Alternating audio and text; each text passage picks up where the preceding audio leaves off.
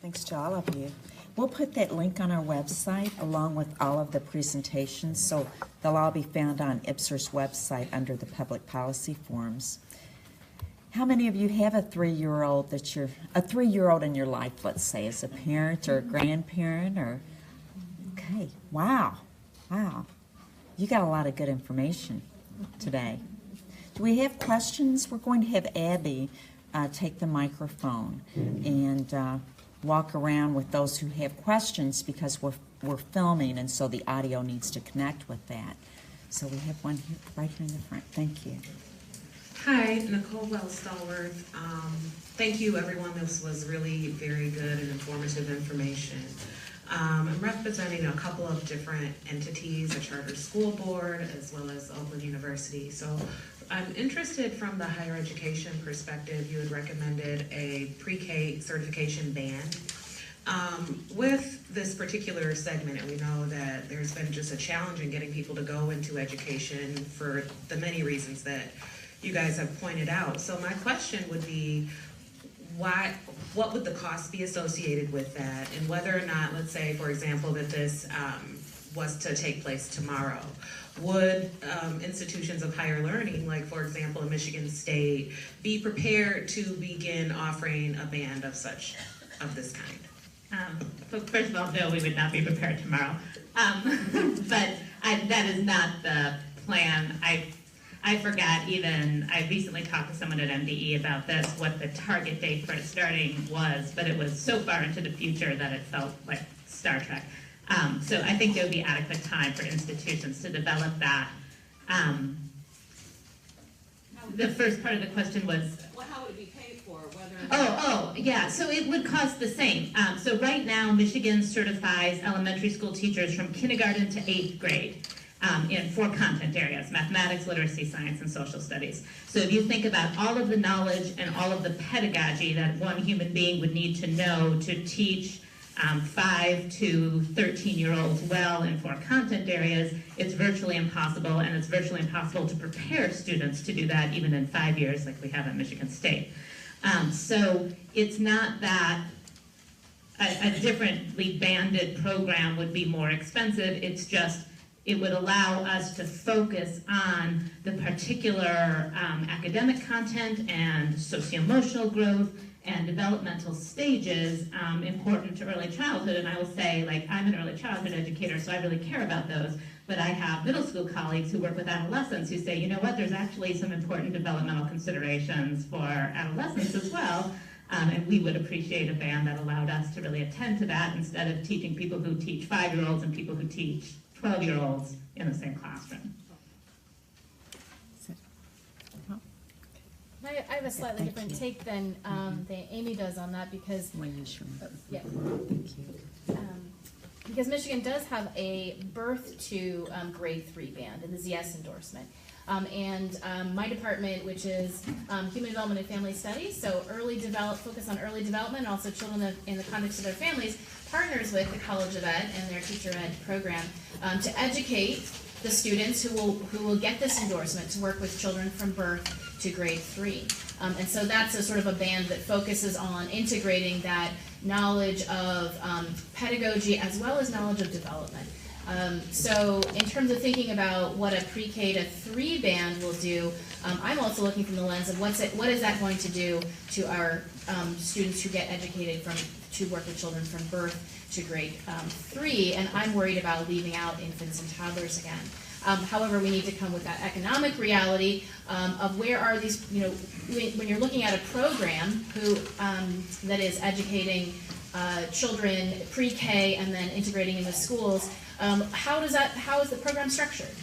Is it that we have pre-K for 3 and 5-year-olds that's in a school district? And if so, then a pre-K to grade 3 band makes a lot of sense. If you're talking about an early childhood program from birth to 5, then a pre-K band breaks that up. So I just think there's other considerations to make there too. So are you saying that would it make sense, for example, and particularly we're talking about the current climate where, people are trying to really make decisions that make sense for their institution. So would would a 0 to 5 make sense in certain instances? And would that take away from or diminish the quality of the program? Or is it really critical that we say we have the two separate ones?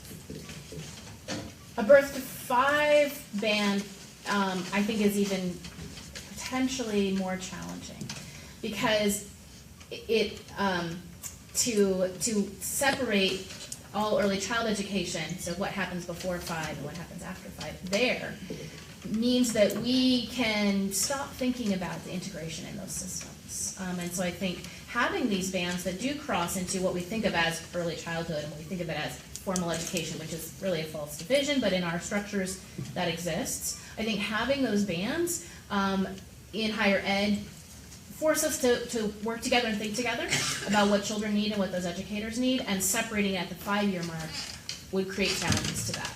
So I think there was some intentionality around crossing that 5-year-old age.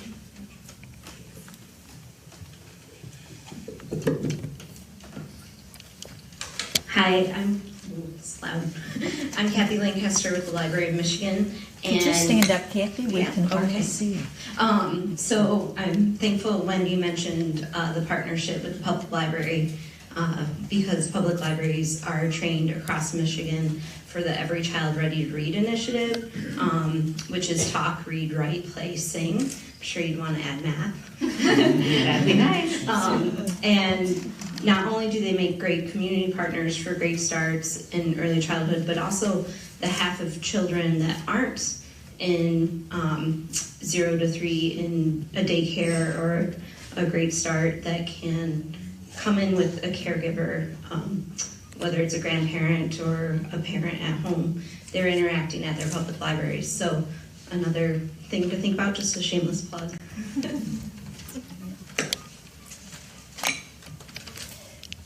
You know, Wendy, you talked about waiting lines to get into these child care centers, quality child care centers, and you also talked about accessibility. So one thing that didn't come up, although you said that, was the number of centers available to people and the number of teachers or care providers there are. Do we need more of them, or is the ratio between the child care provider and the number of children they can watch after something that we need to look at? And I don't know what that ratio is. Sure. Is it on? Okay. So the ratio varies depending on the age of the child. For infants, it's one caregiver for 4 infants. For preschoolers, it's one caregiver per 10. I believe for kindergartners, it's 1 per 12, and I believe for school age, first grade and above, it's 1 to 20. It's interesting that at our Parent Speak event, we had some families that talked about child care waiting lists, and this mom was on a waiting list for one of our, I believe it was a 4 or 5 star rated center when their child was an infant, and they got a call 22 months later that, oh, there's an opening. My child's no longer an infant, you know? So infant care especially is a gap in our community. High quality infant care is expensive, and we just don't have enough of it. These kiddos then are maybe going somewhere else, which could be a quality place, but the participation in the Great Start to Quality star rating system is not required in the state of Michigan. It is if you're going to get some public funds, it's required, but it's not otherwise, and so there's many home-based family homes, some child care centers that don't participate in the Great Start to Quality rating system. And could they be a quality center? Yes. But with this star rating system, there is some evidence as to what they are doing. So the child may be going to grandma's or another relative or neighbor who's watching their child. Or the parent may not work or go to school if there's no other options. So definitely, we do have a need for more quality childcare options in our community, and I really think for all age children. Thank you. Any more questions from our audience? Right here? Like for Mike. There you go. Hi, thank you. Chuck Rigsby of GUNE Worldwide. I just got a quick question for Amy. You talked a little bit about the toys and the aspect of long-term learning and the kids involved with that and holding objects and things like that. That made me think about a lot of different things with kids and how kids are learning today compared to how third grade was different for us compared to them, and how much information kids are getting and not having an opportunity to really process it as much. And in that research you were talking about, is there elements of them being able to process information and being in a place where they can actually have that long-term process learning happen? I'm not 100% sure I understand your question. Are you asking about the materials that they get to engage with, or the length of time they get to spend on tasks? I'm sorry, the actual things in their hands, the material, the objects, gives them a process ability. Okay, so there is a lot of research, particularly in math, about the ways that material objects structure learning. There's also some relatively good research in terms of executive functioning and social emotional skills that children develop in pretend play settings, which also, of course, require materials, mostly. I think that one thing kindergarten teachers in particular are increasingly concerned with are reduced opportunities for children to engage with play, and especially in extended play settings where children really get to discover and negotiate and build those social skills that we know that they need. And I think certainly for second and third grade teachers would say, yeah, we don't have time for that in our classrooms anymore. And I think that is concerning because we know even, doing, it seems counterintuitive, but even doing well on something like that M-STEP question I showed you requires a kind of complex thinking that you do not get from engaging in only teacher-directed tasks. So I think that, yes, the research would support giving kids more opportunities to engage with rich material environments and to do discovery-oriented tasks. Yes, please. Just a question. So, in relation to looking at playtime for our kindergartners, some anecdotal information on our School Readiness Advisory Committee when we were looking at this definition of school readiness. We had kindergarten representation from, I think, 7 of our local school districts, and we were talking about that playtime. And the teacher from this school district said, well, when I want to have playtime for my kindergartners, I shut the door because I don't want our administration to see, because they will think that we're not quote-unquote learning. And so she said that that was a definite disconnect between what's appropriate for children at that age, and I think that was referenced here with administrators. Do they understand early childhood and how children learn? And isn't it a shame that we have to shut the door so children can play when they're 5 years old? Question in the back. Is there any data that exists that shows that our investment in GSRP has resulted in an increase in the M-STEP scores at the third grade level? Yeah. M-STEP? It's standardized. I think there might be some, and I'm trying to remember. There is definitely data that GSRP has paid off on some particular measures. They did an impact study last year. Do you know about this?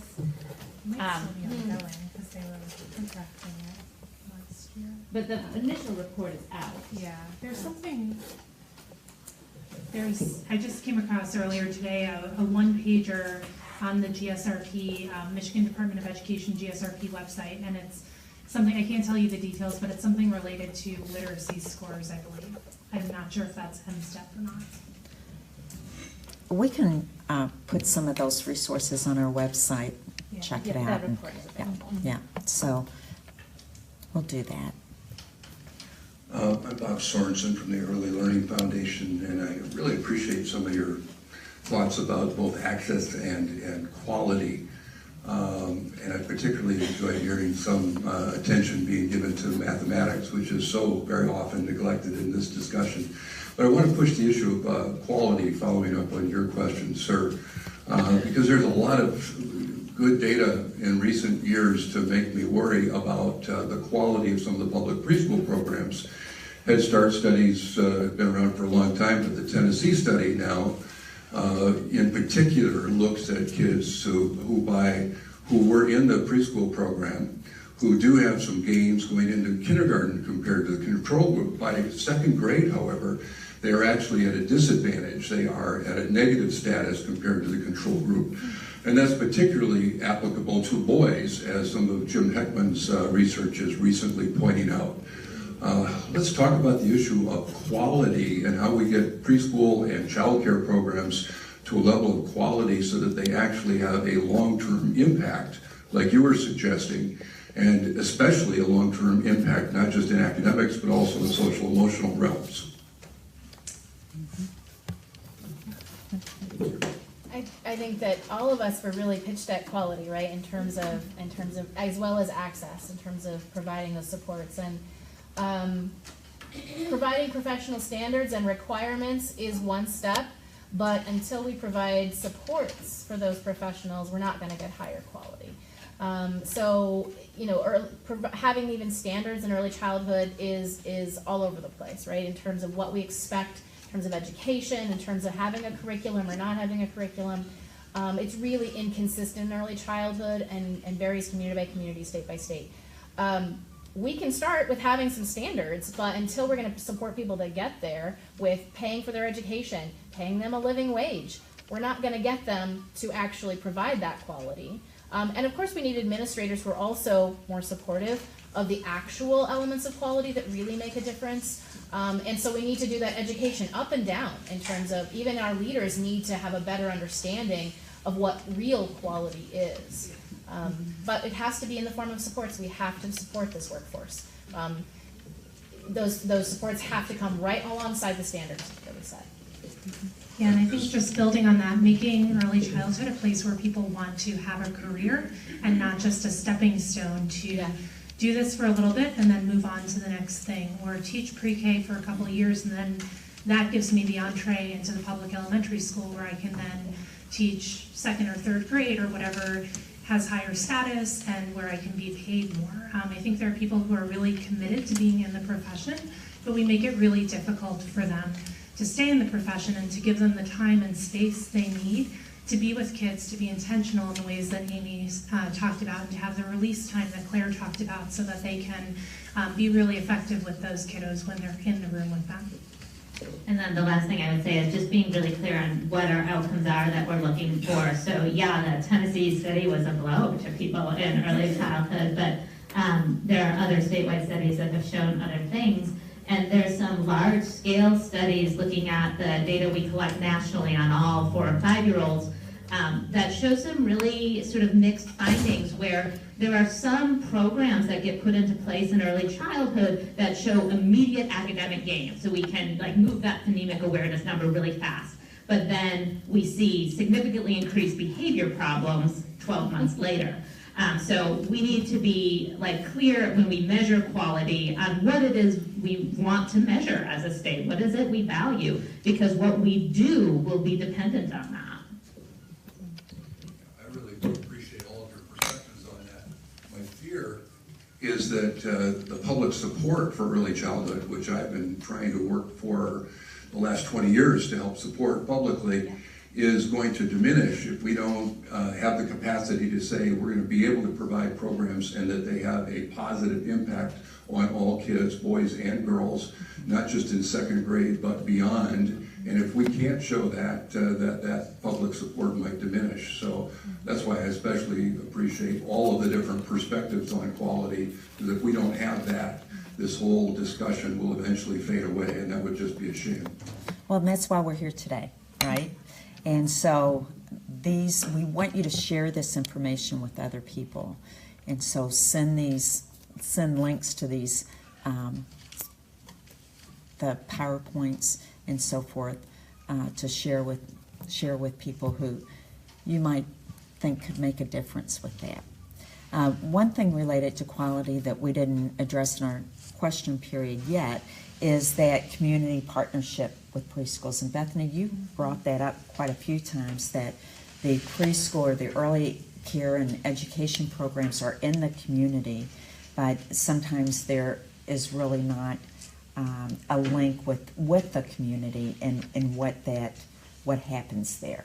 So is there a model program, a model community partnership with early care and education that we could look at, or is that something, are there recommendations being made?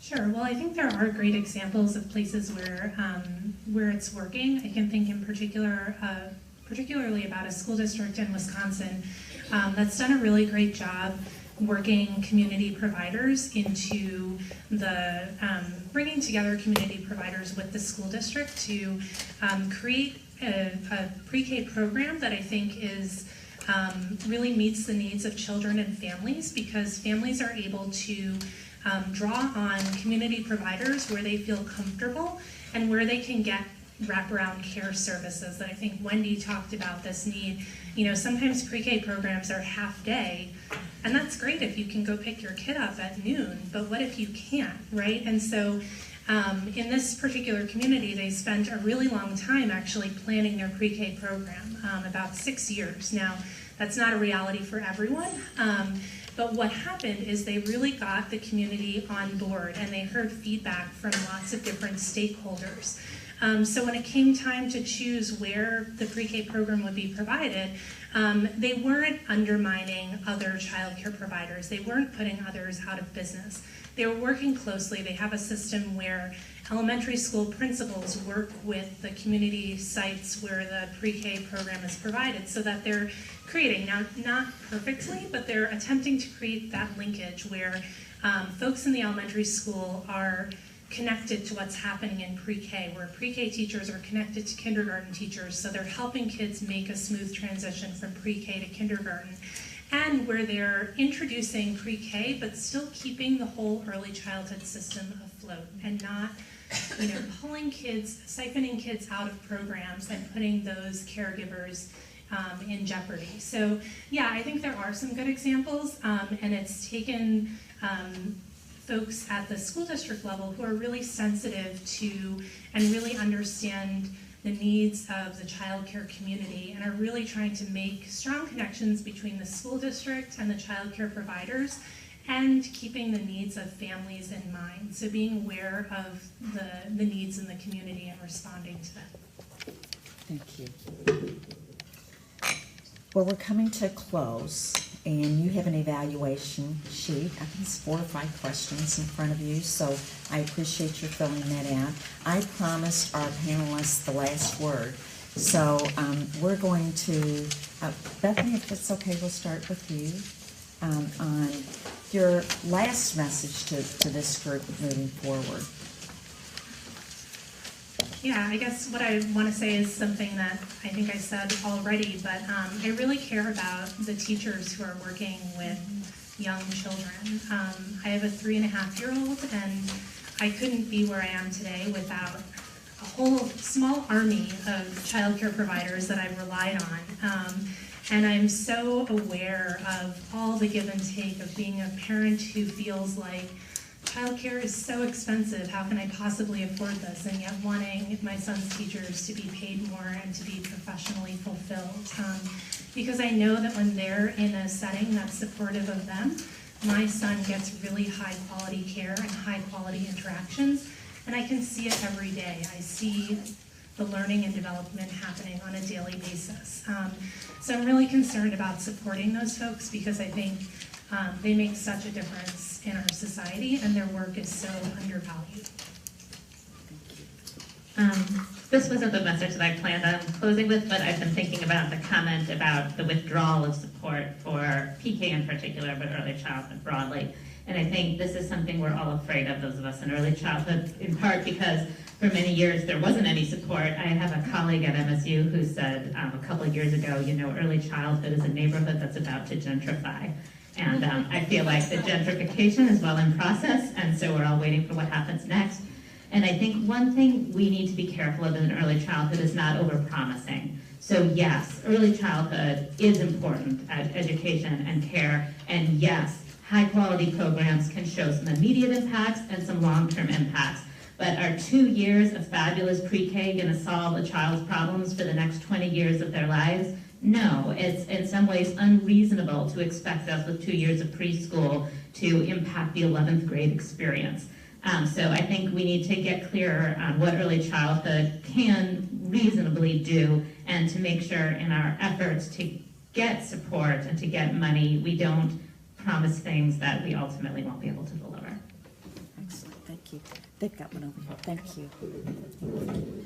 I think I would reiterate Bethany's message that supporting our young children means supporting the people who work with them every day, and that includes parents, but also early child educators from birth, and that is the foundation of that strong system. The strong system that needs to continue to focus on quality all the way up in order to have effective citizens and a healthy society. So my message would be to consider the impacts on families when we're looking at policies regarding eligibility and access, that there are real implications for children attending high-quality program. And to maybe respond to what Amy said, I think family engagement needs to be a part of our quality early learning opportunities. Kids are in school a lot, but they also spend a lot of time at home with their parents. School or out of school time, weekends, summer, and if we are giving families strategies to continue that learning, if we're engaging them in what their needs are, if we're engaging them in continued activities beyond school time, then that is going to make a difference too. Lots of children are experiencing trauma, and those trauma effects, you know, last well beyond those early years. They last a lifetime, exactly, in health and other outcomes. So looking at how do we mitigate trauma, how do we engage families in learning outside of school time as well. Thank you.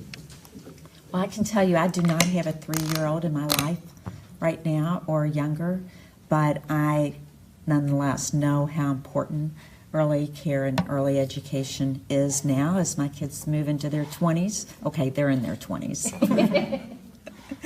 And so I'm sure many of you out there feel the same, that it's really crucial. It's a foundational kind of thing to support early care and early education. And I would ask now that you share your thanks to our panelists for being here and their work in this area.